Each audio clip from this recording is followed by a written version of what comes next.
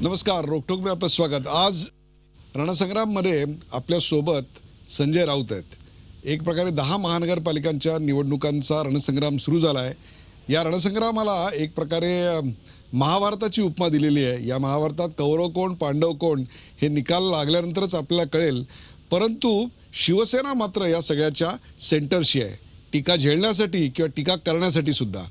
जे या टीकेचं मूळ आहेत किंवा ज्यांच्यापासून शिवसेना मुखपत्रामध्ये टीका होत असते त्याचे सर्व असलेले संजय राऊत आज रणसंग्राममध्ये आपल्यासोबत आहेत. स्वागत करूया संजय राऊत यांचं. संजय राऊत, स्वागत. नमस्कार. भारतीय जनता पक्षाने या रणसंग्रामाला महाभारताची उपमा दिलेली आहे. संजय असल्यावरती महाभारत होणार. संजय असेल तर ठीक आहे, परंतु वारंवार शकुनी असं म्हटलं जाते, तर हे शकुनी कोण? नाव घेऊन बोललं असतं तर बरं झालं असतं. शकुनी कोण? कौरव म्हणतात, पांडव म्हणतात, खलनायक म्हणतात, पण शेवटी शकुनींनी एका राज्यासाठी फासेच फेकले होते आणि ते फासे काय फार उलटे नव्हते पडले. कुठे शकुनी होता, कुठे विदुर होता. पण शेवटी राजकारणामध्ये आम्ही शिवसेना प्रमुखांपासून शिकलो आहे, योग्य वेळी योग्य फासे फेकायचे असतात. मला वाटतं यावेळेला ती जबाबदारी शिवसेनेच्या लढाईला जे महाभारताचं स्वरूप प्राप्त झालं, त्या महाभारतामध्ये जर कौरव पांडवांचं युद्ध असेल तर जिथे धर्म तिथे जय. मला वाटतं धर्म आमच्या बाजूने आहे, सत्य आमच्या बाजूने आहे आणि जय आमचा आहे. कौरव कोण पांडव कोण हे शेवटी येणारा काळ ठरवेल. शकुनी म्हणजे त्यांचा जो अंगुली निर्देश होता तो स्पष्टपणे आपल्यावर होता हे आपल्याला देखील माहिती आहे. परंतु त्याच्या पुढे जाऊन आता मुंबईचा विषय काढलाय म्हणून मी तुम्हाला मुंबईचा प्रश्न विचारतोय. मुंबईमध्ये एवढा शिवसेनेचा जीव का अडकलाय? आम्ही आता जे प्रचाराचे सगळे शेड्यूल तुमच्या पक्षाकडनं आले ते पाहतोय. उद्धव ठाकरे 19 सभा मुंबईमध्ये घेत आहेत आणि बाकीच्या सर्व ठिकाणी 4 जेमतेम सभा घेत आहेत. एवढं मुंबईमध्ये काय आहे की जे तुम्हाला इतकं महत्त्वाचं वाटतं की बाकीच्या ठिकाणी दुर्लक्ष आणि मुंबईवरच फक्त लक्ष? मुळात ही लढाई जी आहे ना, महाराष्ट्राची लढाई ज्याला म्हणतो आपण, संयुक्त महाराष्ट्राचं महाभारत जे म्हणतो आपण, तेव्हाही कौरव पांडवच होते. संयुक्त महाराष्ट्रवादी पांडव होते आणि काँग्रेसवाले कौरव, हे तेव्हाच आचार्यात्रांचं म्हणणं आहे. हे महाभारत आप्पा पेंडसांचं बघा, संयुक्त महाराष्ट्राचं महाभारत त्याने म्हटलेलं आहे. आणि ती लढाई जी आहे ना, ती लढाई मुंबईशी होती. मुंबई मिळावी महाराष्ट्राला म्हणून ते महाभारत झालं. आणि ही मुंबई टिकवण्यासाठी सतत 50 वर्ष शिवसेना या महाभारतामध्ये उतरली आहे. मुंबईचं महत्त्व हे आमच्यासाठी फक्त ते व्यापारी केंद्र आहे म्हणून नाही, मुंबईमध्ये पैसा आहे म्हणून नाही. अनेक वर्ष मुंबई महाराष्ट्राच्या स्थापनेपासून आधीपासून मुंबईतल्या थैल्या उचलायच्या राजकारण्यांनी, पक्षाची नावं घ्यायची गरज नाही, आताही तेच चाललं आहे. आणि दिल्लीच्या चरणी अर्पण करायच्या, हे आजही चाललं आहे. त्यांच्यासाठी मुंबई ही सोन्याची अंडे देणारी कोंबडी आहे.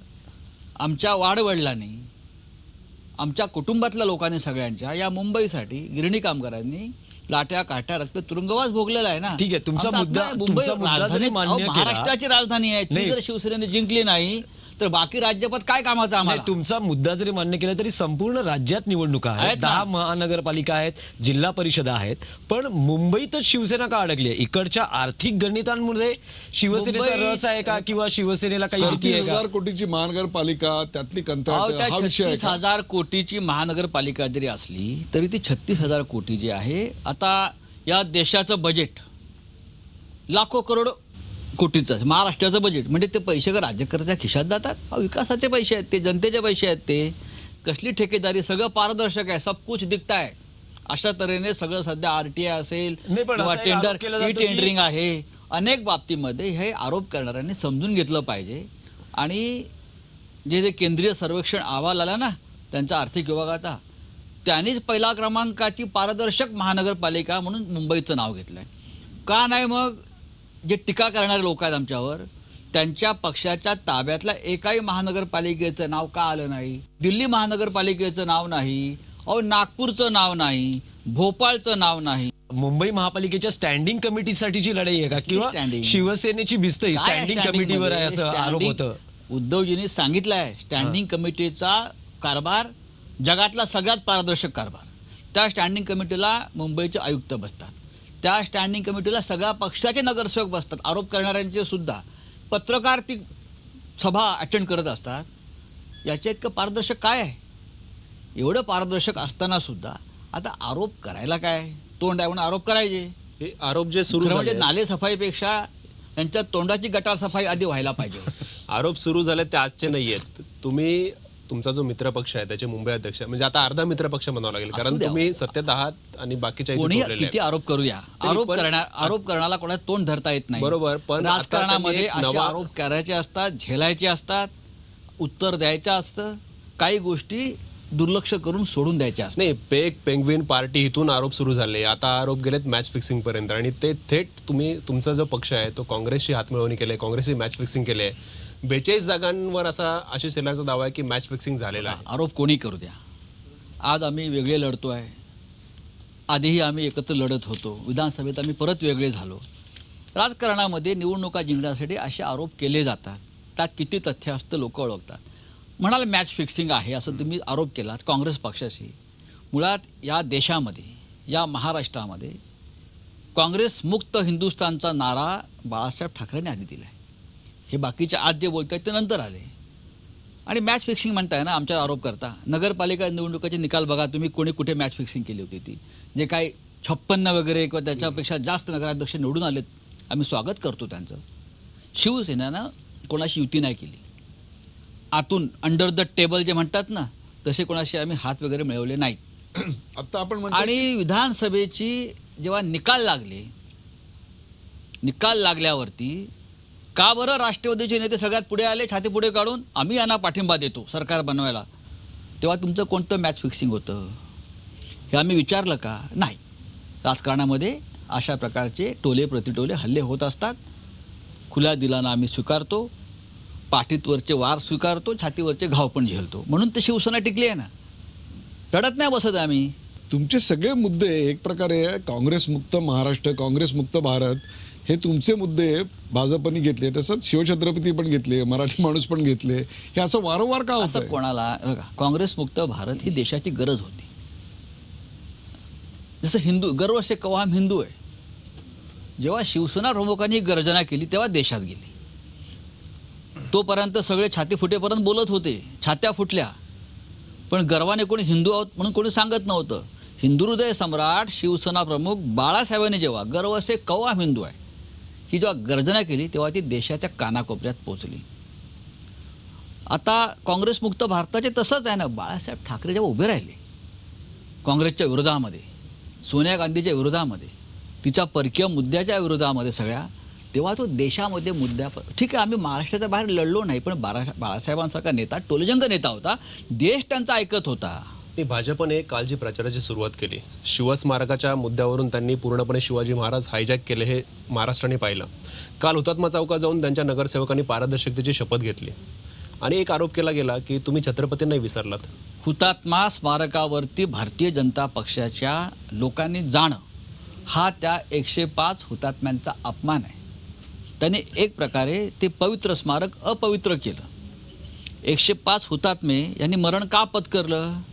अखंड महाराष्ट्र राहावा, मुंबईसह विदर्भासह हे जे लोक जे तिथे गेले ते अखंड महाराष्ट्रासाठी कटिबद्ध आहेत का? ते तिथे शपथ घेऊन सांगणार आहेत का की विदर्भाचा लचका तोडणार नाही, अमुक अमुक भाग तुटणार नाही, मुंबई महाराष्ट्राची राजधानीच राहील? हे ते तिथे हुतात्म्यांच्या पायाशी नाक घासून हे सांगणार आहेत का, शपथ घेणार आहेत का? हा तर तुमच्या त्याला अर्थ आहे. प्रचाराचा प्रमुख मुद्दा असणार आहे यापुढे. लोकांना कळलं मुद्दा तर आहेच तो. खोटं बोलतायत तुम्ही. एका बाजूला तुमचे RSSचे नेते नागपुरात म्हणतात महाराष्ट्राचे 4 तुकडे केले पाहिजे. हो, काय वाटत नाही? तुम्ही महाराष्ट्राचे राज्यकर्ते आहात, तुम्ही मुख्यमंत्री त्या भागाचे आहात, तुम्ही तात्काळ त्यांना उत्तर दिलं पाहिजे होतं. महाराष्ट्राचा इंचभर सुद्धा तुकडा बाहेर जाणार नाही. तुम्ही एका बाजूला पाकिस्तानच्या संदर्भात पाकिस्तान आणण्याच्या गोष्टी करता. हा महाराष्ट्र आहे, लक्षात घ्या. या महाराष्ट्राने त्याग केलेला आहे देशासाठी. 4 तुकडे करता तुम्ही महाराष्ट्राचे. तुम्ही ऐकता कसे? तुमच्या कानामध्ये उकळतं तेल गेल्यावरती ज्या वेदना होतात ना त्या व्हायला पाहिजे, आणि तुम्ही परत हुतात्म्याकडे जाता. राऊत साहेब, हे सगळं म्हणजे टीका तुमच्या दोन्ही पक्षांमध्ये सुरू आहे, धोरणात्मक आहे, व्यक्तिगत धोरणात्मक आहे. नाही. हां, दुसरी गोष्ट अशी आहे की सत्तेत सहभागी झाल्यापासून तुम्ही भाजपवर आणि सरकारवर टीका करायची एकही संधी सोडली नाही. ती तुमच्या मूळ स्वभाव आहे पक्षाची आमचा. सामनामधून सुद्धा तुम्ही अहो, मूळ पुढे स्वभाव असता. आहे, आम्ही लढणारे पण लोक असंच वागायचं होतं, तर सत्य- तुम्ही सत्तेत सहभागी का झालात? मग काय महाराष्ट्र असा वाऱ्यावर सोडायचा? महाराष्ट्र अस्थिर बनवायचा? ज्या परिस्थितीमध्ये आम्ही सत्तेत आलो, महाराष्ट्राच्या जनतेनं अगदी आपट आपटून सुद्धा आमच्या भाषेत बोलायचं तर भारतीय जनता पक्षाला पूर्ण बहुमत दिलं नाही. त्यांना शिवसेनेची मदत घ्यावी लागली. म्हणजे स्वतः मोदींनी इथे प्रचंड सभा घेतल्या, राज्याचे मुख्यमंत्री इथे डेरा टाकून बसले, केंद्रीय मंत्री बसले, प्रचंड पैशाचा वापर झाला, हेलिकॉप्टरने पैसे उतरवले. आम्हाला माहिती आहे त्या काळामध्ये, तेव्हा नोटबंदी नव्हती ना, तेव्हा नोटबंदी नव्हती. चौकशी तिकडनं व्हायला पाहिजे नोटबंदीची. एवढं असेल तर मग बाहेरून समर्थन द्यायचं होतं. सरकारने राष्ट्रवादीने सहभागी दिलेला कशाला का पाठिंबा केलं? नाही. आणि राष्ट्रवादी अशा वेळेला उद्धवजींच्या नेतृत्वाखाली त्या वादळात सुद्धा आमच्या 63 आमदार निवडून आले. हे तुम्ही कमी लेखू नका, हे सुद्धा फार मोठं यशाचं आमचं चिन्ह होतं. पण महाराष्ट्रानं असाच कौल दिलाय. अशा वेळेला परत तुम्ही काँग्रेस पण मग आणि बाहेरून पाठिंबा राष्ट्रवादी द्यायचा होता. आत राहून तुम्ही टीका करता, मांडीला मांडी लावायची, कॅबिनेटमध्ये बसायचं आणि कॅबिनेटच्या निर्णयावर नाही, टीका बाहेरून करायची आणि पाठिंबा धोरणाची टीका देणं, म्हणून सांगायचं. बाहेरून पाठिंबा बाहेरून पाठिंबा देणं, द्यायचा बाहेरून होता. पाठिंबा म्हणजे ही देणं. जी टीका होते की पक्ष जर सत्तेत गेला नसता तर फुटला असता, याला तरी उत्तर दिलं असतं. अजिबात नाही. पक्ष शिवसेना ज्यांना फुटायचं होतं ते फुटून गेले आणि जे फुटले ते नेस्तनाबूत झाले. त्यांची अवस्था या पिढीनं पाहिलेली आहे. त्याच्यामुळे आता कोणी हे धाडस करणार नाही. उद्धवजीच्या नेतृत्वाखाली पक्ष अभेद्य आणि अभंग आहे. नाही, लक्षात पण घ्या राऊत तुम्ही. साहेब, तुम्ही विरोधी पक्षनेते पद तुमच्याकडे होतं आणि त्यानंतर तुम्ही सत्तेत इतका युटर्न कसा घेतलात तुम्ही? हा युटर नाहीये. ही महाराष्ट्राची, मी उद्धवजीने म्हटलं ना की महाराष्ट्रात स्थिरता पाहिजे काही काळ. राज्य अस्थिर होणं म्हणजे आर्थिक अराजक निर्माण होणं, गुंडापुंडांच्या हातात खाली सत्ता देणं. काही काळ महाराष्ट्र स्थिर ठेवणं गरजेचं आहे. महाराष्ट्रामध्ये ज्या प्रकारचं वातावरण मुंबईसारख्या शहरामध्ये जे निर्माण झालं असतं त्याचं जबाबदारी आम्हाला घ्यायची नाही सध्या. आज सरकार बरं चाललंय का त्याचं उत्तर जनता देईल. 100% 100 गुण मिळतात का? नाही, पण प्रगती पुस्तक आम्ही नाही, बघू. प्रगती पुस्तक बाजूला राहिलं. शिवसेना सत्तेत सहभागी आहे, परंतु शिवसेनेचा सहभाग किंवा तिथल्या मंत्र्यांचं शिवसेनेचे अस्तित्व जाणवत नाही. सर्व निर्णय मुख्यमंत्री घेतात, शिवसेनेच्या मंत्र्यांना सरकार विचारात भारतीय घेतला जनता जात पक्षाचं आहे, मी सांगतोय ना, ते काही नाही. युतीचं नाहीये. अहो, तुमचे पालकमंत्री बदलताना सुद्धा शिवसेनेला विचारलं जात नाही. काय शिवसेनेचे सरकार जसं आम्ही पारदर्शकतेनंच सांगतो, हे केंद्रातलं आणि महाराष्ट्रातलं सरकार हे भारतीय जनता पक्षाचंच आहे. ज्या पक्षाचा मुख्यमंत्री असतो, ज्या पक्षाला सगळ्यात जास्त जागा मिळतात, त्या पक्षाचं सरकार असतं. मग तुमचा रोल काय? आम्ही त्या सरकारमध्ये सध्या सामील आहोत. सरकार अस्थिर राहू नये, राजकीय दृष्ट्या महाराष्ट्र अस्थिर राहू नये म्हणून उद्धवजींनी घेतलेला हा निर्णय. काही तुम्हाला से काही नाही. भूमिका घेते. आम्ही तशीच साधारण ही भूमिका आहे. आघाडीचं आम्ही सरकार बघितलं. काँग्रेस राष्ट्रवादी 15 वर्ष आघाडीत त्यांचं काय चाललं होतं? आमच्यापेक्षा वाईट चाललं नाही, होतं. पण एवढं नव्हतं. एकमेकांना विचारात घेऊन निर्णय होत होते. पृथ्वीराज इथे तुम्हाला विचारलं जात पृथ्वीराज नाहीये. चव्हाण तर मुख्यमंत्री असताना एनसीबीच्या लोकांना मला तुम्हाला मंत्र्यांना तुरुंगात मला तुम्हाला टाकण्यात एक वेगळा निघालं प्रश्न विचारायचा आहे. अटल बिहारी वाजपेयींच्या सरकारमध्ये देखील आपण सहभागी होतात. ते सरकार खऱ्या अर्थानं एनडीएचं सरकार होतं. सगळ्यांना सांभाळून, विचारविनिमय करून, विचारांची देवाणघेवाण करून इंडियाच्या बैठका होत, त्यातून निर्णय घेतले जात. लहान लहान निर्णयासाठी सुद्धा दिल्लीतून शिवसेना प्रमुखांना फोन करून विचारणा होत होती. इतर सुद्धा घटक पक्षांची चर्चा होत असणार. ती मग भले जयललिता असतील, अकाली दलाचे बादल असतील, तेव्हा जॉर्ज फर्नांडिस होते निमंत्रक, ते आम्ही स्वतः माननीय शिवसेना प्रमुख आम्हाला बैठकीला पाठवायचे एनडीएच्या. आम्ही सगळे बसायचो. अटलजी यायचे, जॉर्ज साहेब यायचे, अडवाणी साहेब हे यायचे. सगळं पाहिल्यानंतर पुन्हा तोच प्रश्नावर आपण येतोय की मग आत्ता केंद्रात आणि राज्यात सत्तेत जाण्यात चूक झाली असं नाही का वाटत?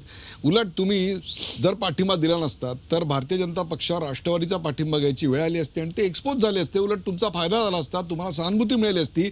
याऐवजी सत्तेत जाऊन तुम्ही पक्ष फुटायची भीती होती म्हणून सत्तेत गेलात. या टीकेला उगीच सामोरे जात आहे. नाही, पक्ष आजही सत्तेचा त्याग करू शकता.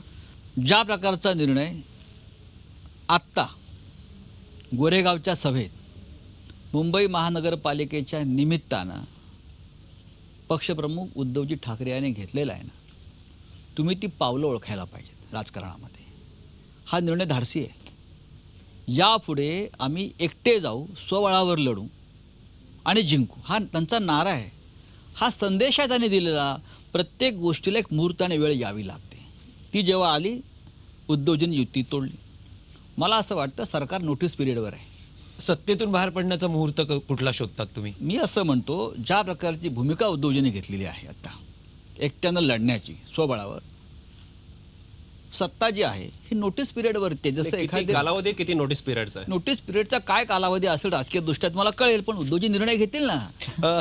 राऊत साहेब, टीकेचा एकूणच उल्लेख झाला तर सामनामधून जे लिखाण होतं शिवसेनेअंतर्गतही नाराजी व्यक्त होते. मला असं वाटत नाही. एकदा तर शिवसेना पक्षप्रमुख उद्धव ठाकरे यांनीही सामनाची ही अधिकृत भूमिका नसल्याचं मला म्हटलं असं होतं. वाटत नाही. आजही तीच परिस्थिती आहे की ती अधिकृत भूमिका म्हणूनच मांडली जाते? अधिकृत भूमिका आहे उद्धवजींनी. बघा, ज्या पक्षाचे प्रमुख, ज्या वृत्तपत्राचे प्रमुख संपादक आहेत, अधिकृतपणे सामना हे शिवसेनेचं मुखपत्र आहे बाळासाहेबांपासून. बाळासाहेबांनी त्यांचं बरंचसं राजकारण सामनाच्या माध्यमातूनच केलं आणि आजही साधारण ती स्थिती आहे. भूमिका बदललेल्या नाहीत. भूमिका सामनातल्या शिवसेनेच्याच असतात. हे उद्धवजींनी अनेकदा जाहीरपणे शिवाजी पार्कच्या शिवतीर्थावरच्या व्यासपीठावरून सुद्धा सांगितलेलं ठणकावून. त्याच्यामुळे त्याच्यामध्ये आता तुम्ही बुद्धिभेद करण्याचा प्रयत्न करू नका. हा बुद्धिभेद करणारे लोक आहेत ना, हे कोण तुम्हाला माहिती आहे, ज्यांना सामनाची टीका झोमटे भाल्यासारखी अशी टोचते, ते सांगतात. ते उद्धवजींनी इन्कार केला का? नाही. पण राऊत साहेब तरी करता केंद्रात तुमचा एकच मंत्री आहे, इथे निदान तुमचे काही मंत्री तरी आहेत. 10 मंत्री जरी असते आमचे, पण मग तुम्ही 10 मंत्री जरी असते तरी ज्या भूमिका मनाला पटत नाहीत, देशाला पटत नाहीत, समाजाला पटत नाहीत, त्याच्यावर टीका करण्याचा अधिकार आम्हाला आहे. आणि टीका कधी आमची व्यक्तिगत नसते. नरेंद्र मोदी किंवा इतर मंत्री ह्याच्यावरती व्यक्तिगत टीका केल्याचं एक तरी उदाहरण आम्हाला सामनातून दाखवा. टीका धोरणात्मक आहे. मग पाकिस्तानचा विषय असेल, आम्हाला एखादी गोष्ट नाही पटत, आमची भूमिका आहे पाकिस्तानशी संबंध ठेवू नये, कलाकारांना बोलवू नये, क्रिकेट खेळू नये, हीच भूमिका पुरी भाजपची होतीच ना. अहो, आम्ही एकत्रच खेळलो ना या भूमिकांवरती. राष्ट्रीय स्वयंसेवक संघावर आपण टीका केलीत. क्वचित एखादा प्रसंग झाला असेल, पण ते काय ठरवून झालेलं नाही. संघाविषयी आम्हाला कायम आदर राहिलेला आहे. मोहन भागवत सध्याचे सरसंघचालक आहेत. त्यांच्या आणि उद्धवजींचा संवाद चांगला आहे. अलीकडे उद्धवजी नागपुरात जाऊन त्यांच्याशी चर्चाही करून आले, त्यांचे आशीर्वाद घेऊन आले. बाळासाहेब देवरस असतील, रज्जू भैया असतील, सुदर्शनजी होते, ह्या सगळ्यांना बाळासाहेबांविषयी प्रेम आस्था होती. बाळासाहेब त्यांना मानत होते. अनेकदा त्यांच्या भेटीच्या वेळी मी सुद्धा हजर राहिलो आहे. संघ हा एक वेगळ्या धाटणीचा असा एक हिंदुत्ववादी फोर्स आहे आणि आम्ही सगळे त्या विचाराने बांधलेलो आहोत. राऊत साहेब, पण तुम्ही म्हणतात की शिवसेनेने जर भाजपवर किंवा केंद्र सरकारवर टीका केली तर ती धोरणात्मक, आणि भाजपने जर शिवसेनेवर टीका केली तर वैयक्तिक, असं कसं काय मानायचं? दाखवावं ना धोरणात्मक काय आहे ते. आम्ही सांगतो, नवाज शरीफला तुम्ही चहा प्यायला खास जाऊन भेटता, ही धोरणात्मक टीका आहे. ज्या पाकिस्तानने सीमेवरती आमच्या सैनिकांच्या रक्ताच्या नद्या वाहिलेल्या आहेत गेल्या 2 वर्षामध्ये आपलं सरकार आल्यावर, तुम्ही पाकिस्तानमध्ये अशा प्रकारे संबंध ठेवणं हा त्या सैनिकांचा अपमान आहे.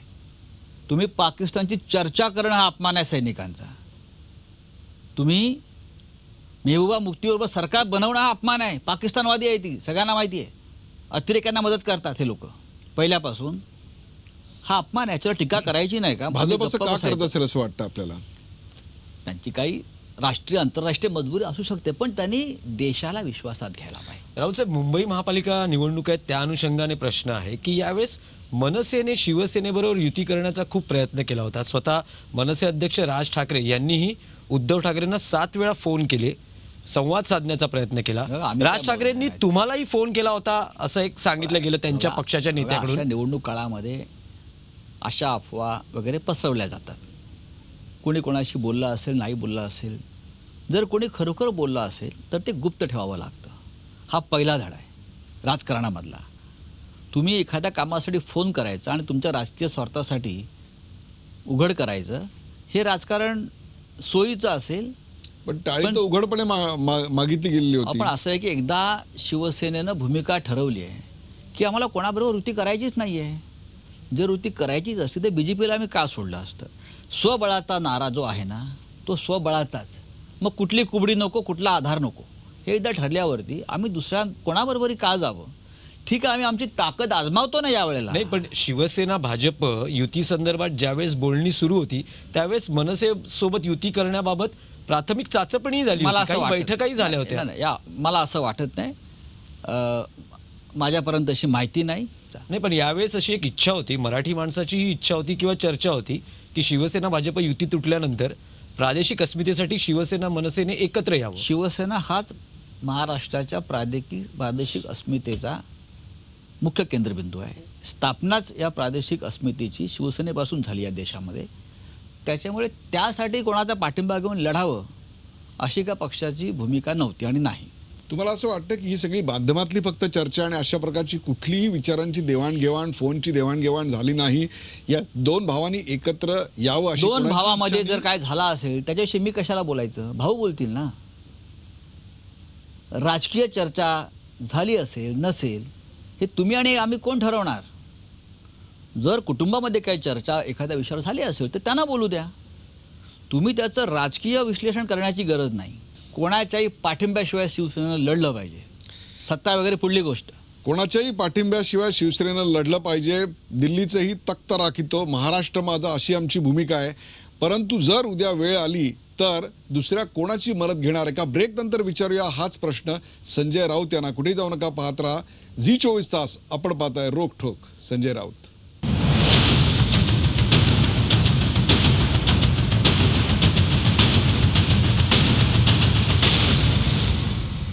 ब्रेक नंतर रोखठोकमध्ये आपलं स्वागत. आपल्यासोबत रणसंग्राममध्ये आहेत संजय राऊत. दिल्लीचेही तख्त राखितो, महाराष्ट्र माझा, शिवसेना हाच राज्यात सर्वात प्रबळ पक्ष असला पाहिजे, आमची वाट ही स्वबळावरच यापुढे असणार, याचा पुनरुच्चार त्यांनी केलेला आहे. परंतु जर उद्या वेळ आली तर कल्याण डोंबिवलीमध्ये जसं एकमेकांवर टीका, अगदी जहरी टीका केली, वाघाचे दात मोजण्या इथपर्यंत, दात पाडण्यापर्यंत टीका केली, परंतु नंतर मात्र एकमेकांच्या गळ्यात गळे घालून पुन्हा तिकडे सुखने व नांदाला सुरुवात केली. तशीच वेळ मुंबई महानगरपालिकेत जर आली तर संजय राऊत तुमचा नैसर्गिक पार्टनर कोण असेल? आता नैसर्गिक पार्टनर वगैरे शब्द वापरणं चुकीचं आहे. कल्याण डोंबिवलीचा आपण जो विषय काढताय तो ठीक आहे, पण तेव्हा उद्धवजींनी युती तुटल्याची घोषणा केली नव्हती, लक्षात घ्या. इतर ठिकाणी युतीमध्ये होतो, कल्याण डोंबिवलीला सीट शेअरिंग झालं नसेल, पण जाहीरपणे शिवसैनिकांसमोर यापुढे कोणाशीही युती नाही, युती तुटली, स्वबळाचा नारा हा उद्धवजींनी आमच्या सेनापतींनी दिलेला नव्हता, युद्धाचा नारा. आताची परिस्थिती वेगळी आहे ना. आता त्यांनी महाराष्ट्रातल्या सगळ्या तमाम शिवसैनिकांसमोर, योद्ध्यांसमोर सेनापतींनी सांगितलेलं आमच्या की आता हे युद्ध आपल्याला एकट्यानं लढायचं आहे, अखेरपर्यंत लढायचं आहे, यापुढे युती नाही. का असेल ते आम्ही एकट्याने लढू, ही भूमिका जर आमच्या सेनापतींनी सांगितलेली बरोबर आहे. आहे. त्याही जहरी टीका एकमेकांवर केली ती होती. तेवढ्या पुरती होती. आता त्यांनी धोरणात्मकच पक्षाची भूमिकाच जाहीर केलेली आहे. ही पक्षाची भूमिका त्यांनी जाहीर केली, पक्षप्रमुखांनी, आमच्या सेनापतीने जाहीर केलेली भूमिका आहे. आणि मला असं वाटतं की आता जर तरच्या गोष्टी करण्यापेक्षा आमचं संपूर्ण लक्ष आहे ते मुंबई असेल, ठाणे असेल, अशा सगळ्या महानगरपालिकात सध्या पूर्ण बहुमत मिळवण्याचं ते मिळेल. राऊत साहेब, भाजपतले महाराष्ट्रातले नेते चंद्रकांत पाटील असं म्हणतात की एकमेकांवर विखारी टीका किंवा भाष्य टाळा हे पुन्हा एकत्र येण्याचं सुतोवाच आहे का? भाजपकडून अशी भाष्य तयारी दिसते. भाष्य टाळा. चंद्रकांत दादा पाटील संयमी नेते आहेत, ते राजकारणी कमी आहेत, ते कार्यकर्ते आहेत. गिरीश महाजनचं सुद्धा मी परवा वक्तव्य ऐकलं, त्यांनी म्हटलं की जहरी टीका आम्ही करणार नाही वगैरे, सगळं ठीक आहे. पण मुंबईत काय चाललं आहे त्यांच्यावरती कोणी कंट्रोल ठेवणार आहात का? तुम्ही वर बोलताय जहरी टीका, खाली काय चाललं आहे आम्ही लक्षात देत नाही. तुम्ही जहरी टीका करा, बोचरी करा, विषारी करा, वाघ चाललेला आहे पुढे डवलात, आम्ही बघू. एकच पंजा मारेला वाघ.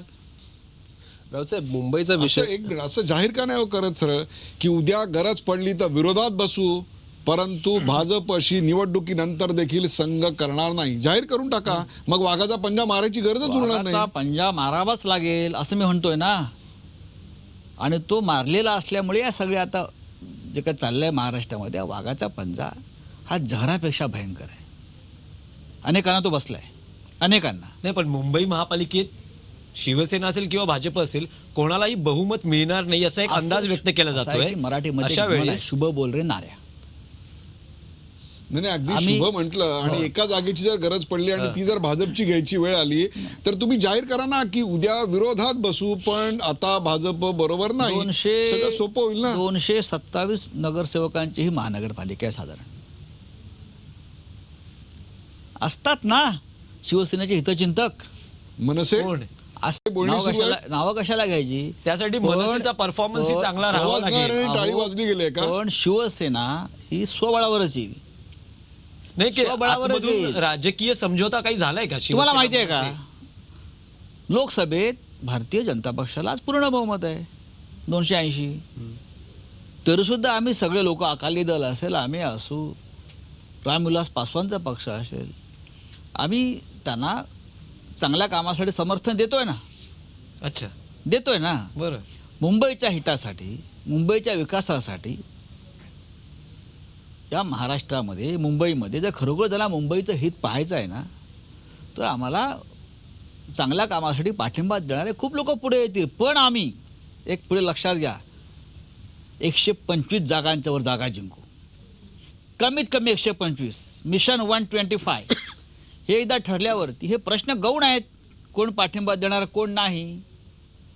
तुम्ही भविष्याचा विचार थोडा अजून थांबा आणि करा. 21 नाही, तुम्ही तारखेला करा. भविष्याचा विचार करून सरकार नोटीस पिरियडवर आहे असं सांगितलं म्हणून आम्ही भविष्याचे प्रश्न नाही, विचारले. हे वर्तमानाविषयी बोलतोय मी. हे वर्तमानाविषयी म्हणतोय. परिवर्तन पाहिजे असे फलक लागलेले आहेत. परिवर्तन आता पाहिजे मुंबईत. ते परिवर्तन मग उद्धवजींनी परवा सांगितलं, मग परिवर्तन महाराष्ट्रात सुद्धा होऊ शकतं आणि परिवर्तन दिल्लीत सुद्धा होऊ शकतं. म्हणजे डीड यू नोचं हे उत्तर आहे का? आता उद्धवजी त्याच्यावरती वेळोवेळी त्याच्यावरती भाष्य करत राहतील. राऊत साहेब, मुंबईत प्रामुख्याने वारंवार शिवसेनेने एक मुद्दा मांडला, तो म्हणजे मुंबई तोडण्याचा डाव. आहेच ना. गेल्या 60 वर्षापासून पण सुरू आहे. केंद्रामध्ये सरकार काँग्रेसचं असतानाही हा आरोप होता, आता भाजपचं सरकार आहे तरी हा तुमचा आरोप आहे. वृत्ती आणि विकृती कायम आहे. सरकार मग भाजप कोणाचं असे असो. काय कृती करते की मुंबई हे सगळ्याच पक्षातल्या धनदांडग्यांचं, सगळ्याच पक्षातल्या ज्यांना फक्त मुंबई ओरबडायची आहे, कोंबडी कापून खायची आहे, या सगळ्यांचं सर्व पक्षीय कारस्थान असतंय मुंबईला लुटण्याचं. एकही पक्ष मागे नसतो. आम्ही आहोत. पण भाजपने असं काय केलंय? भाजपने काय असं केलंय की तुम्ही आता त्यांच्यावर तो आरोप करताय? आम्ही कुठे भाजपवरती आरोप केलाय? आम्ही कुठल्या पक्षाचं नाव घेतलंय का? आता सत्तेत तेच आहेत ना केंद्रामध्ये. कोणी असू द्या, ही विकृती दिल्लीची कायम आहे असं म्हणतोय मी. आता दिल्लीत भाजप आहे. इतर सुद्धा लोक असतात ना, एकत्र येतात. हे जे रॅकेटिंग आहे मुंबईच्या विरुद्ध, हे आताचं नाही. या मुंबईच्या मुळात मुंबई मिळूच नाही, इथूनच सुरू झाले ना ते. मुंबई आम्हाला मिळू नये, मराठी माणसाला, महाराष्ट्राला. एका काल्पनिक भीतीभोवती आपण हे ही सगळं गोळा करतोय. ही काल्पनिक भीती कशी? आता तुम्ही म्हणताय की भाजपवर मी टीका करत नाहीये या बाबतीत. मग तुम्ही नेमकी कोणावर टीका करताय? मुंबई ही महाराष्ट्रापासून नेमकी कोणाला तोडायची आहे? मोदींना तोडायची आहे, शहाना काय तोडायची आहे, प्रयत्न सुरू आहेत? फडणवीसांना तोडायची आहे, गडकरींना तोडायची आहे, सोनिया गांधींना तोडायची आहे, राहुल गांधींना तोडायची आहे, कोणाला तोडायची आहे? महाराष्ट्र तुलण्याची भाषा कोण करताय? 4 राज्य बनवण्याची भाषा कोण करताय? संघाशी तर तुमचे चांगले संबंध आहेत, मग जाऊन बोलत का नाही आम्ही त्यांच्याशी? बोलतोय ना, आम्ही उत्तर देतोय. आम्ही त्यांना काय बोलायचं तर. पण एक लक्षात घ्या की मुंबईच्या संदर्भात ही भूमिका दिल्लीची कायम राहिली आहे. मुंबईवरती प्रत्येकाला नियंत्रण हवं आहे, दिल्लीतून प्रत्येकाला हवं आहे. त्यांना इथे शिवसेनेचं राज्य नको आहे. आम्ही राहिलो तर मुंबई सुरक्षित राहील, मुंबई तुटू देणार नाही, नियंत्रण राहील मुंबईवरती, मराठी माणसांचं आवाज वाढेल. नाही, पण हा राजकारणामध्ये शिवसेनेचा आरोप होतो की शिवसेना निवडणुकांसाठी हे भावनिक अस्मितेचं राजकारण करते. भावनिक. मग राम मंदिराचं काय चाललंय? 28 वर्षानंतर राम जागा होतो, रामाला उचक्या लागतात.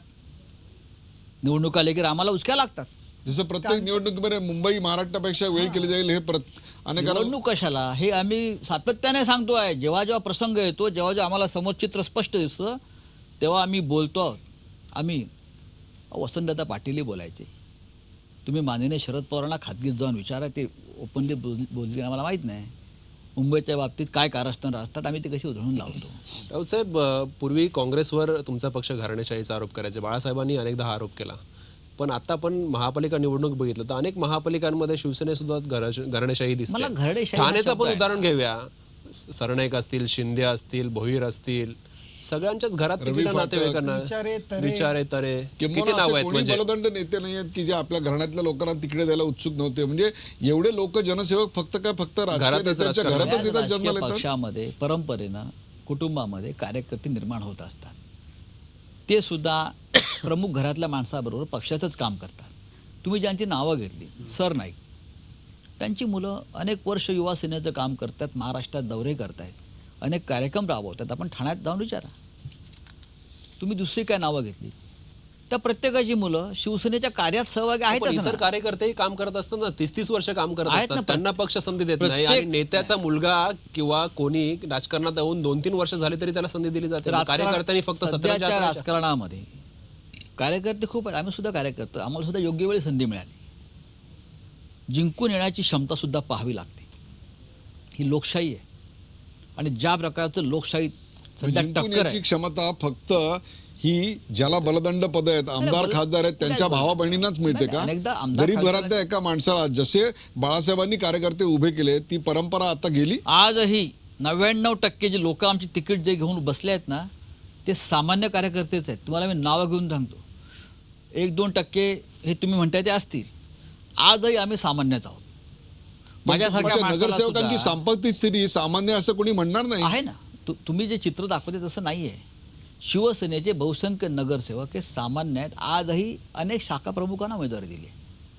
आजही. पण राऊत साहेब, नाशिक महापालिकेत तसं चित्र बघायला मिळत नाही. कारण नाशिक महापालिकेत बाहेरून, पक्षाच्या बाहेरून आलेल्या अनेकांना संधी मिळालेली आहे. प्रत्येक 800 850 इच्छुक उमेदवार पक्षात होते, त्यांना संधी मिळालेली नाही. उमेदवारांची चणचण शिवसेनेला भासली. आणि शेवटी जो राडा झाला त्याच्यातनं असं झालं की पुरेसे सर्व जागांवर तुम्हाला चिन्हावर उमेदवार देता आले ते तांत्रिक बाबी या समोर आलेल्या आहेत. आणि मला असं वाटतं की उद्धवजींनी, पक्षप्रमुखांनी, पक्षाचे सचिव अनिल देसाई यांना कालपासून नाशिकला पाठवून त्या संदर्भात ते काय करायचं पाहत आहेत.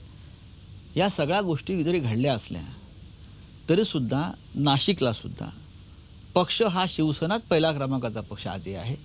बाहेरून कार्यकर्ते येत असतात ना, फक्त आम्ही गुंडाना घेतलं नाही. नाही नाही, गुंडांना तुम्ही नाही आम्ही- घेतलं, आम्ही- परंतु आम्ही- तुमच्या पक्षातच ही गुंडगिरी दिसते ना. तुमच्या जिल्ह्यात तुम्हाला बोरस्त्यांना मारहाण कोणी केली? त्यांना मारहाण करणारे इतर पक्षातले नव्हते, तुमच्याच पक्षातल्या लोकांनी मारहाण केलेली आहे. या चोपलं परवा हे चिमट्या बाहेरच्या उठतात गुंड- अशा. भाजपात सुद्धा पुण्यात झाल्या, ठाण्यात झाला. होऊ नये अशा प्रकारच्या घटना कुठल्याही पक्षात होऊ नये. शिवसेना असं नाही.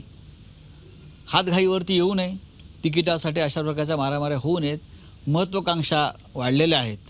प्रत्येकाला आता लोकप्रतिनिधी मातोश्री व्हावं बाहेर असं वाटतंय. ठिय्यातून लोक बसली होती, टाळं लावलं गेलं अनेक शाखांना. कुठल्याही हे शाखेला कशाचं? टाळं लागलं नाही. आम्ही स्वतः दृश्य दाखवलेली आहे. आता बघा, वडाळा, हिंदमाता या टाळं लावलं म्हणजे शाखांना असं टाळी ठोकण्यात संध्याकाळी आली. 8 नंतर लोक घरी जातात नाही, टाळं नाही, लावून. सकाळी असं आहे की ठोकण्यात आली. 8 नंतर आम्ही interviews केले ते. केले, ठीक आहे. आता कुठे, आता त्यांचे परत इंटरव्ह्यू घ्या तुम्ही. पुन्हा घ्या ना इंटरव्ह्यू. नाही, पण राऊत साहेब, कार्यकर्त्यावर असा अन्याय का होतो? बाहेरच्या पक्षातून आलेल्या माणसाला संधी मिळते आणि कार्यकर्त्याला तिकीट मिळत नाही. उमेदवारी राजकारणामध्ये सध्याच्या राजकीय परिस्थितीमध्ये नक्कीच लोक इकडे तिकडे पळतात. हे आमच्याकडे होतं का नाही, पण आमच्याकडे ते प्रमाण कमी आहे. त्या मानानं कमी आहे. काही ठिकाणी शिवसेनेकडे चांगला उमेदवार नसतो एखाद्या पक्षाकडे. जर कोणी बाहेरून येऊन पक्षाची भूमिका स्वीकारत असेल तर त्याला द्यायला हरकत नाही, काहीच हरकत नाही. ठाण्यात राऊत साहेब, पावलेत पुण्या- तुमचे उमेदवार आणि तिथे भाजप वाढतंय असं दिसतंय. म्हणजे वाढू द्या ना, किती वाढते बघू. शेपूट वाढून किती वाढणार? पुण्यामध्ये तुम्ही वाढताना दिसत नाही. पुण्यात जी परिस्थिती आहे, 15च्या वर तुम्ही गेला नाहीत आणि आताही पिछाट होताना दिसते. आणि पुण्यामध्ये ते केवळ आता कसं उद्धवजींची काय एकच ठरवणार सभा आहे. आपण? आतापर्यंत तुम्ही 15च्या वर गेलात हे तर मान्य कराल. मी आताचा आकडा तुमचा तो जरी बरोबर असला तरी आता पिछाट होते हे तुम्ही सांगू नका. पुण्यामध्ये काटेकी टक्कर आहे. पण तुमचं लक्षच नाही, एकच सभा आहे उद्धव ठाकरेंची तिथे. अरे हो, पण आम्ही सगळे आहोत ना. अख्खं आमचं पक्षाने तिथे पाठबळ पाठवलेलं आहे. इतर नेते जाणार आहोत, आम्ही फिरतोय. नाही, चिंचवडमध्ये. पुण्यात तर 30 उमेदवारांना, जे पक्षा बाहेरून आलेले आहेत, अशांना उमेदवारी दिलेली आहे. आता 15पेक्षा वर जायचं आहे ना. त्यामुळे ते ते म्हणतायत ना 15च आहे, याला 35 होतील, 35पेक्षा वर जातील. म्हणजे शिवसेना वाढण्याकरता शिवसैनिक पुरेसा पडत नाही, तर बाहेरून आलेला दुसरा एखादा सैनिकच उपयोगी पडतो आतापर्यंत पुण्यासारख्या किंवा कार्यकर्ता उपयोगी पडतो. आतापर्यंत पुण्यासारख्या शहरामध्ये अनेकदा आपण पाहिलं असेल, एका विशिष्ट पक्षाची दादागिरी आणि मक्तेदारी राहिलेली आहे. हे तुम्हालाही माहिती आहे. आता त्या पक्षाची जागा दुसऱ्या पक्षाने घेतली. इकडले सगळं टोळ भैरव त्या पक्षात गेले, अगदी वाजत गाजत हार फुलं घालून, गुंड पुंड बलात्कारी म्हणता तुम्ही सगळे ते. आता त्यांच्या टगेगिरीस उत्तर देण्यासाठी धटाशी असावे धट आणि गुंडांशी गुंडांसारखंच वागलं पाहिजे ना. पण पिंपरी चिंचवडमध्ये तुमचे आमदार आहेत, तुमचे खासदार आहेत ना. अशा वेळी ही 15च्या पुढे जात नाहीत. तुम्ही तिथे यावेळेला एकच सभा जाऊ. लावलेली आहे. आता का असं दुर्लक्ष मला वाटतं की इलेक्शनच्या म्हणून तर तोंडावर सबळाचा नारा देऊन शिवसैनिकामध्ये आणि त्यांच्या मनगटामध्ये जी चेतना जागवली आहे ना उद्धवजींनी, त्यासाठीच आता पहा 5 तुम्ही. वर्षात ही ताकद का वाढवली जात नाही? इलेक्शन मध्ये तुम्ही उद्धवजी कुणीतरी काय म्हणाले, भांडवल युतीमध्ये आम्ही सडलो 25 वर्ष. याच्या मागचं तुम्ही कारण समजून घ्या. वाढच होऊ शकली नाही अनेक ठिकाणी. वाढ भाजपलाही झाली. तसंच वाटतंय की आमची वाढ झाली नाही. झाली ना, आता अजून किती होणार, किती फुगणार.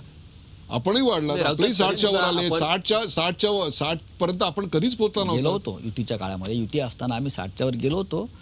त्याच्याही पलीकडे जाऊ शकलो असतो, त्याच्या पलीकडे. पण आम्ही युती युती युती विचारांची भूमिका, वैचारिक भूमिका हे करत राहिलो आणि प्रामाणिकपणे केला. आम्ही मनापासून केला. आम्ही आमच्या प्रामाणिकपणामध्ये कोणी खोट नाही दाखवू नाही, शकत. पण राऊत साहेब तुम्ही असं म्हणालात की 25 उद्धव ठाकरे असं म्हणाले की 25 वर्ष युतीत सडली, तर इतकी वर्ष मग शिवसेना करत काय होती? सडत रस्ताना बघत तुम्ही राहिली. शब्दशः त्याचे अर्थ घेतला तर 25 वर्ष अनेक भागामध्ये शिवसेना व्यापू शकली नाही. कारण अनेक मतदारसंघ, 100च्या वर मतदारसंघ हे कायम विधानसभेचे भारतीय जनता पक्षाकडे राहिले. तसंच तुमच्याकडे अनेक होते, म्हणजे तिकडे भाजप सडलं का? ठीक आहे, त्यांना वाढू द्या, आम्ही वाढू, आम्ही आमच्या पद्धतीनं वाढू. नाही, पण तुम्ही वाढताना प्रयत्न करताना दिसताय ते केवळ मुंबई, पुणे, ठाणे यासारख्या शहरांमध्ये. परंतु विदर्भाकडे तुमचं अजिबात लक्ष दिसत नाही. विदर्भात आता नागपुरामध्ये विदर्भात केवळ सुद्धा- 6 नगरसेवक, अमरावतीमध्ये सुद्धा तीच परिस्थिती आणि विदर्भात आता एकही सभा नाहीये तुमची कोणी म्हटलं उद्धव नाही? साहेबांची. आपण सगळे नेते चाललेत ना, उद्धवजी कुठे लक्ष घालणार? एकटा माणूस आहे तो, नाही, तोच पायाला विषय आहे घंगरी ना. लावून फिरतो आहे. तोच विषय आहे. तुमचं पूर्ण लक्ष आमची मुंबई सगळ्यांची ठाण्यातच आहे. जबाबदारी आहे ना, त्यांची एकट्याची आहे का? आम्ही आहोत ना सगळे, पक्ष आहे ना अख्खा. ते फक्त मुंबईकडे लक्ष देणार.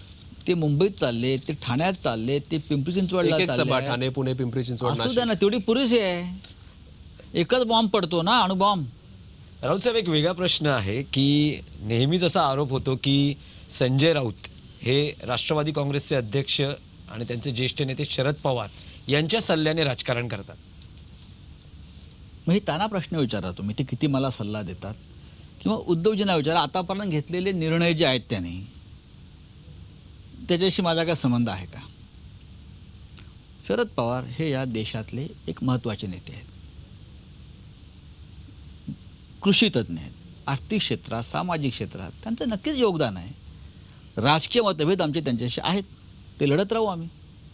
पण एखाद्या गोष्टीवरती जर मत घ्यायचं असेल सर्व खासदारांना, नेत्यांना, तर त्यांच्याशी बोलायला किंवा इतर पक्षात कोणी असतील, शरद यादव आहेत, त्यांच्याकडे आम्ही जातो, बसतो. जुने जाणते नेते आहेत ना. नाही, तुम्ही शरद यादव यांच्याकडे जाता, पण शरद यादव यांचा माणूस म्हणून तुमच्यावर कधी स्टॅम्प पडत नाही. माझ्यावर शरद सुद्धा तसा पवार stamp नाही. माझ्यावर ते- यांच्या मर्जीतला माणूस किंवा यांच्या सल्ल्यानं वागणारा माणूस असं सार्वत्रिकरित्या बोललं मी जातं. बाळासाहेब दिल्लीमधल्या ठाकरे- इनर सर्कलमध्ये, दिल्ली पत्रकार भवनामध्ये जा, तिकडे स्पष्टपणे असं सांगतात की तुमच्यावर त्यांचा पूर्णपणे प्रभाव आहे.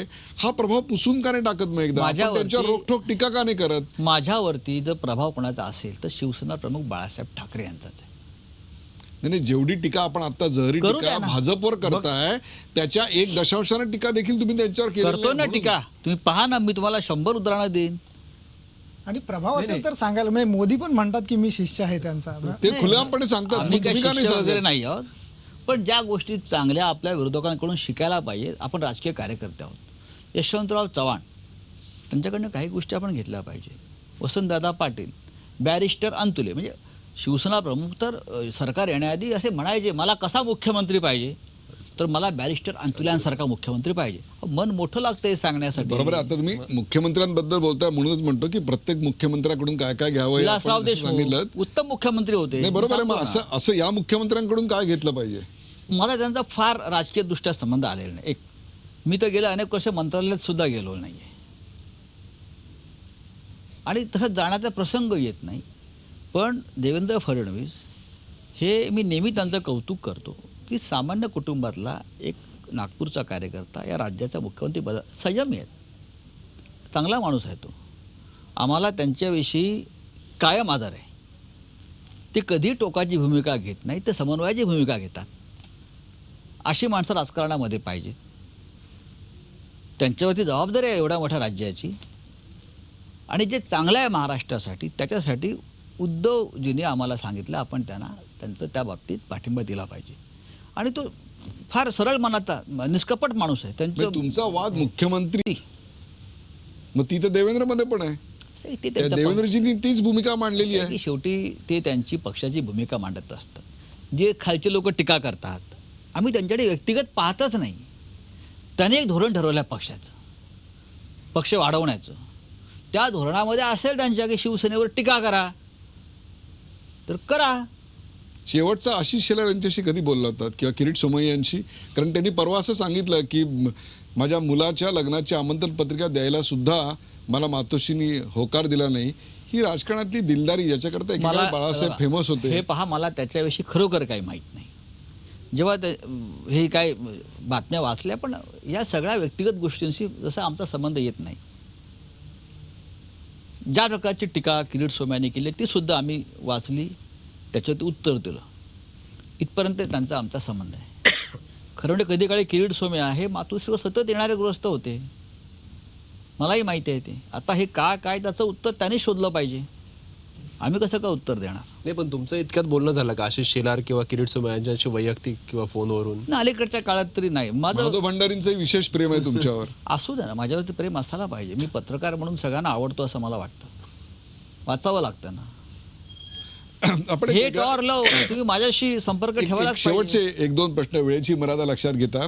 राष्ट्रपती पदाची निवडणूक आता तोंडावर आलेली आहे. 10 महानगरपालिकांच्या निवडणुकांनंतर ती निवडणूक असणार आहे. तोपर्यंत उत्तर प्रदेश आणि इतर सगळे निकाल लागलेले असतील. राष्ट्रपती पदासाठी शिवसेनेची भूमिका नेमकी काय आहे? कारण यापूर्वी एनडीएच्या विरोधात जाऊन आपण प्रतिभा देवीसिंग पाटील असेल किंवा प्रणव मुखर्जी असेल यांना आपला पाठिंबा दिलेला होता. यावेळी आपली भूमिका काय असेल? नरेंद्र मोदी पंतप्रधान असताना आणि आपले संबंध इतके आता सगळ्या भाजपशी इतके प्रेमाचे असताना. खूप प्रेमाचे आहेत. प्रतिभाताई पाटील यांना शिवसेना प्रमुखांनी खुला पाठिंबा दिला. तेव्हा भैरवसिंग शेखावत त्यांच्या विरोधात उभे होते. पण महाराष्ट्राची एक मराठी महिला सर्वोच्च पदावर बसते, हा मान महाराष्ट्राला प्रथम मिळतोय, ही महाराष्ट्राची भावना होती. अशा वेळेला त्यांना साहेबांनी सांगितलं की नाही, मला माझी मराठी महिला या पदावर विराजमान होते, मला तिला पाठिंबा द्यावा लागेल, महाराष्ट्राचा सन्मान आहे. दिला बाळासाहेबांनी पाठिंबा. दुसरे प्रणव मुखर्जी. आता प्रणव मुखर्जींना घेऊन कोण आलं होतं मातोश्रीवरती? मी नव्हतो गेलो, शरद पवार गेलो होते बाळासाहेबांना भेटायला. तुम्ही मला जे म्हणताय ना, माननीय शरद पवार आणि प्रणव मुखर्जी हे दोघे गेले बाळासाहेबांना भेटायला. पवारसाहेबांनी वेळ घेतली होती बाळासाहेबांची, त्यांचे चांगले संबंध होते, टीका वगैरे पुढली गोष्ट. तेव्हासुद्धा बाळासाहेबांची भूमिका काय होती? एनडीएने एक उमेदवार उभा केला, ते होते PS संगमा. शिवसेना प्रमुखांची भूमिका स्पष्ट होती. हा इतका मोठा देश, इतक्या मोठ्या समस्या आहेत, घटनात्मक पेच निर्माण होतात. कुठे संगमा, कुठे प्रणव मुखर्जी, ही तुलना केली तर देशाला त्या क्षणी प्रणव मुखर्जी यांची गरज होती. आणि पक्ष न बघता शिवसेना प्रमुखांनी प्रणव मुखर्जींना पाठिंबा दिला. देशाचा विचार केला बाळासाहेबांनी. आजही आम्ही, आमचे सेनापती उद्धवजी ठाकरे हा राष्ट्रीय विचाराने एक निर्णय घेणार. राष्ट्रीय विचार करून आपण कोणाला पाठिंबा देणार? कुठल्या नावाला पाठिंबा देणार? आपलं कुठलं नाव आहे? नाही, आमचं नाव नाही आहे. जे नाव भारतीय जनता पक्षाचे लोक ठरवतील त्यांनी, जर आमचा पाठिंबा हवा असेल, कारण ही सगळी गणितं उत्तर प्रदेश पंजाबच्या निवडणुकांनंतर बदलणार आहेत या देशाच्या राजकारणाची. आपले आणि भाजपचे संबंधही बदलतील, ते येणारा काळ ठरवेल.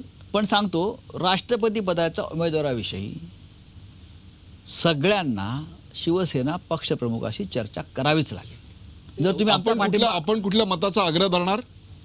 आहेत ना आमची काही मतं, आमची मतं असू शकतात. आम्ही राष्ट्रीय राजकारणामध्ये नाव असू शकतं तुमच्या आता मतात? कशाला आम्ही सांगू, पण आमची स्वतःची काही मतं आहेत. हा विचार ते देशाच्या आज या क्षणी उत्तम राष्ट्रपती म्हणून प्रणव मुखर्जी काम करतात. पक्ष तेच नाव रिपीट व्हावं असं सेनेला वाटतं? मी ते उत्तम काम करतात असं सांगितलं, कारण इतका अनुभवी माणूस, घटना, कायदा, संसदीय कार्यपद्धती, राष्ट्रीय आंतरराष्ट्रीय राजकारणाचं ज्ञान असलेली व्यक्ती आहे ती. त्यांचं काय करायचं त्यांचा पक्ष बदल, ज्याने त्याला पाठिंबा दिला आम्ही पण दिला होता, आम्ही सुद्धा दिला होता. पण पुढल्या 5-6 महिन्यामध्ये ही जेव्हा प्रक्रिया सुरू होईल तेव्हा मुंबईत येऊन शिवसेना पक्षप्रमुखांना त्याविषयी कल्पना द्यावी लागेल. शरद पवार यांचं समजा नाव पुढे आलं तर शिवसेनेची भूमिका काय असेल? पण नाव तर पुढे येऊ द्या. शिवसेना पाठिंबा देण्याच्या आता मनस्थितीत असेल? कशाला सांगायचं, आमचे पक्षाचे प्रमुख निर्णय घेतील ना. 10 नावं येऊ शकतात, हे नाव मराठी आहे म्हणून अजून 2 नावं मराठी येऊ शकतात, पहा तुम्ही. राऊत साहेब, एनडीएने जसा पायंडा पाडला होता, अब्दुल कलामांचं नाव पुढे गेलं होतं त्यावेळेला, तसं शिवसेना एखादं नाव सुचवेल? कारण तुम्ही म्हणताय की आता उत्तर प्रदेश आणि ह्याच्या गोव्याच्या निवडणुकीनंतर, पंजाबच्या निवडणुकीनंतर समीकरणं बदलणार आहेत. शिवसेनेचं ते सुद्धा महत्वाचं असणार आहे. तुम्ही एखादं नाव सुचवाल का आमच्या असं? काही भूमिका आहेत, उद्धवजींच्या मनात काही भूमिका ठरलेल्या आहेत. या संदर्भात देशाचा राष्ट्रपती कसा असावा, त्याने काय करावं, त्यांनी कोणते निर्णय घ्यावे, सध्याच्या परिस्थितीत एक राजकीय पक्ष म्हणून, राजकीय पक्षाचे प्रमुख म्हणून त्यांनी त्यांची मतं ठेवलेली आहेत आणि आता ते जाहीर करतील लवकरच. अडवाणींच्या नावावर सहमती होऊ शकते असं वाटतं? आधी भारतीय जनता पक्षाने त्यांचं नाव जाहीर करावं. आपल्याला खात्री आहे की ते नाव येणार नाही का? येईल. त्यांनी जाहीर करावं. अडवाणी ज्येष्ठ नेते आहेत, भीष्म पितामह आहेत देशाच्या राजकारणातले. आज जो काय भारतीय जनता पक्ष आपल्या समोर आहे त्याचा पाया घालण्याचं काम अटलजींच्या बरोबरीनं खास करून अडवाणी साहेबांनीच केलेलं आहे ना. पक्ष बांधलाय त्यांनी, त्याची फळं आपण सगळेच घेत आहोत आज. आम्ही असं म्हणत नाही की फक्त भारतीय जनता पक्ष. राम मंदिराचा लढा उभारण्यामागे त्यांचं योगदान आहे, तोच पक्ष आज पुढे गेला. मोठे नेते आहेत ते, तर त्यांचं हा अधिकार भारतीय जनता पक्षाचा आहे, मोठा पक्ष आहे त्यांचा. अनेक राज्यात त्यांची सरकार आहे, त्यांच्याकडे जास्त मतांची संख्या आहे. कमी पडले तर आम्ही आहोत सगळे. त्याच्यामुळे त्यांनी नाव जाहीर केलं पाहिजे आणि मग त्या संदर्भात उद्धवजींशी चर्चा केली पाहिजे. राऊत साहेब, तुम्ही अटल अडवाणींचा उल्लेख केलात म्हणून एक प्रश्न विचारावा असं वाटतो की अटलजी अडवाणी आणि प्रमोद महाजन आणि बाळासाहेब ठाकरे यांनी मिळून 25 वर्षांपूर्वी युतीचं जे रोपटं लावलं, युतीच्या दुसऱ्या पिढीला हे रोपटं टिकवता आलेलं नाही आहे. संयम नव्हता की तशी मानसिकता नव्हती? काही खंत वाटते की परिपक्वता दाखवली गेली नाही? आमच्याकडून आम्ही कधीही बुंद्यावरती घाव घातला नाही. थोडी झाडं हलवली असेल, सळसळ केली असेल केव्हा तरी एखाद्या विषयावरती, पण आम्ही बुंद्यावरती घाव घातला नाही. आमच्या दृष्टीनं ते झाडाची मुळं मजबूत विचारानं रुजली असं आम्ही म्हणत होतो. पण लोकसभा निवडणुकीमध्ये जर भारतीय जनता पक्षाला इतकं प्रचंड बहुमत मिळालं नसतं तर कदाचित महाराष्ट्रात युती टिकली असती. प्रेक्षकावर रणसंग्राममध्ये हे होते संजय राऊत. त्यांची रोखठोक मतं आपण पाहिलीत. राष्ट्रपती कोण असावा, युती तुटणं, त्यांचे आणि शरद पवार यांचे संबंध, महाराष्ट्राचं बदलतं राजकारण, 10 महानगरपालिका, मुंबईचं अत्यंत महत्त्व, विदर्भातली पिछेहाट, पुणे आणि नाशिकमधली त्यांची स्थिती, ठाण्यामधली घराणेशाही, इतकंच काय तर मनसेबद्दलच्या नाजूक प्रश्नांना देखील बगल देत देत त्यांनी आपली मतं स्पष्टपणे ऐकवायचा प्रयत्न केला. या सगळ्यावर तुमची प्रतिक्रिया जर तुम्हाला व्यक्त करायची असेल तर 1 मिनिटात व्हिडिओ ब्लॉग या अभिनव संकल्पनेला आपण प्रतिसाद द्या. कोणत्या व्हॉट्सॲप नंबरवर आपण आपला व्हिडिओ ब्लॉग पाठवू शकता तो नंबर आत्ता या स्क्रीनवर मी बोलत असताना खाली तुम्हाला दिसतोय. त्याच्यावर तुम्ही तुमची प्रतिक्रिया जरूर कळवा. एक नवीन अभिनव संकल्पना दररोज आम्ही राबवतोय. 1 मिनिटात व्हिडिओ, जसे आम्ही मान्यवर इथे बोलत असतो तसेच तुम्हालाही अनेक मतं असतात, ती मतं व्यक्त करायची संधी या निमित्तानं आपल्याला मिळणार आहे. तेव्हा जरूर आपण व्हिडिओ ब्लॉगवर आपलं मत नोंदवा आणि 1 मिनिटात व्यक्त व्हा व्हिडिओ ब्लॉगद्वारे.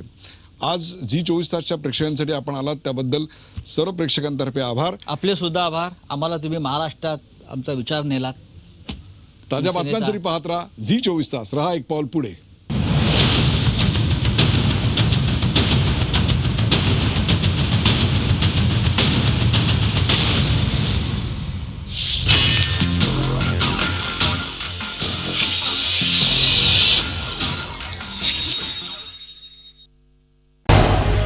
झी 24 तास रहा एक पाऊल पुढे.